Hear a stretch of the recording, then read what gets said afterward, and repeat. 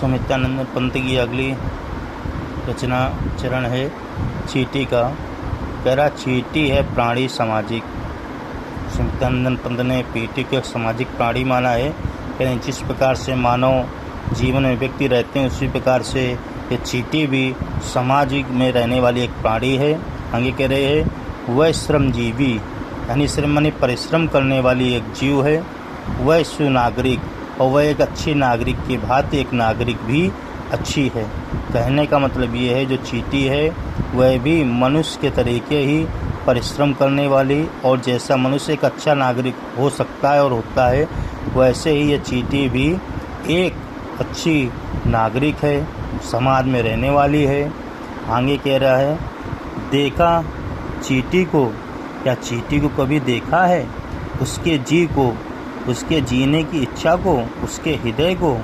भूरे बालों की सी कतरन, यहाँ पर इसके भूरे बाल को कतरन से तुलना की जा रही है, इसलिए यहाँ पर अलंकार आया हुआ है, उपमा अलंकार। तो वही कह रहे उसके जो बाल होते हैं, जो रेशे होते हैं वो कतरन के भांति होते हैं। इसके बावजूद भी छिपा नहीं उसका छोटापन। इतनी छोटी प्राणी होने के बावजूद भी उसका छोटापन नहीं छिपा है। वह अपनी छवि को प्रस्तुत किए हुए सबके सामने।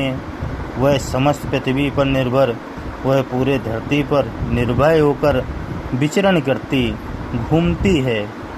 श्रम से में तन्मय, काम में मग्न होकर वह पूरे पृथ्वी पर अपने कार्य में मग्न होकर के घूमती है।